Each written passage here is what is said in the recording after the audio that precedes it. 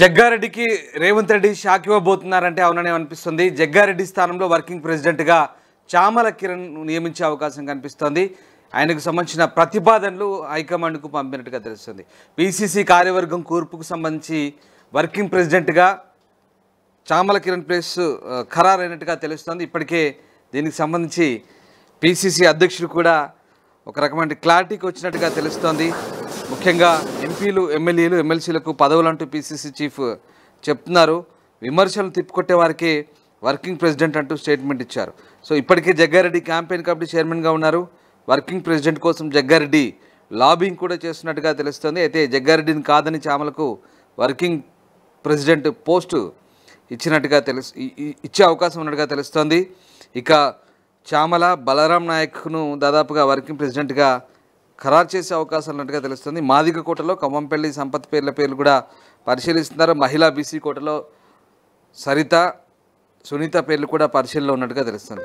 AICC 2 రోజుల కీలక సమావేశాలు అహ్మదాబాద్లో ముగియడంతో ఇక ఏఐసిసి కార్యవర్గం ప్రకటనపై పార్టీ వర్గాల జోరుగా చర్చ సాగుతుంది. ఇప్పటివరకు అహ్మదాబాద్ సమావేశాల తర్వాతే అంటూ వాయిదా వేసుకుంటూ వచ్చిన నేతలు ఇక ఏ అడ్డంకులు ఉండవని చెప్తున్నారు. ఈ నెల 15 లోపు పిసిసి కార్యవర్గం ప్రకటన ఉంటుందని గాంధీ భవన్ వర్గాలు అంటున్నాయి. 4 వర్కింగ్ ప్రెసిడెంట్లు, 20 మంది ఉపాధ్యక్షులతో పాటు ట్రెజరర్ను ప్రకటించే ఛాన్స్ ఉంది.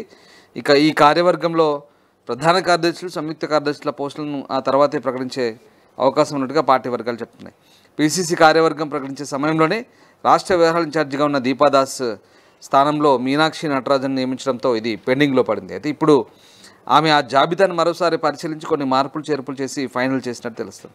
పార్టీలో 10 ఏళ్లుగా కొనసాగుతున్న వారికి ప్రాధాన్యత ఉంటుందని ఇప్పటికే ప్రకటించడంతో పదవులు వరించేది ఎవరికో అన్న చర్చ కాంగ్రెస్ నేతల్లో కొనసాగుతుంది. ప్రతిపక్షాల విమర్శలను బలంగా తిప్పికొట్టగల నేతల్ని వర్కింగ్ ప్రెసిడెంట్గా నియమిస్తామని, అందుకే ఈ పదవుల్లో ఎంపీలు, ఎమ్మెల్యేలు, ఎమ్మెల్సీలకే అవకాశం ఇస్తామంటూ మహేష్ కుమార్ గౌడ్ ప్రకటించారు. 10 ఉమ్మడి జిల్లాలుంటే ప్రతి జిల్లా నుంచి 2 ఉపాధ్యక్షులుగా అవకాశం ఇస్తున్నట్లు తెలుస్తోంది. ఈ నేపథ్యంలోనే భువనగిరి ఎంపీ చామల కిరణ్ కుమార్ రెడ్డికి వర్కింగ్ ప్రెసిడెంట్, మహబాద్ ఎంపీ బలరాం నాయక్కు వర్కింగ్ ప్రెసిడెంట్ పోస్టులు ఖాయమైనట్టు తెలుస్తోంది. ఇక 3వ వర్కింగ్ ప్రెసిడెంట్ పదవి కోసం మాదిగ సామాజిక వర్గం నుంచి కరీంనగర్ జిల్లా మానకొండూరు ఎమ్మెల్యే కవ్వంపల్లి సత్యనారాయణ, మాజీ ఎమ్మెల్యే, ఏఐసిసి కార్యదర్శి సంపత్ పేర్లను హైకమాండ్ పంపించినట్టు తెలుస్తుంది. ఎంపిక చేసే అవకాశం కూడా లేకపోలేదు. 4వ వర్కింగ్ ప్రెసిడెంట్ పోస్ట్ కోసం బీసీ మహిళా నేతను ఎంపిక చేరున్నారని గాంధీ భవన్లో టాక్.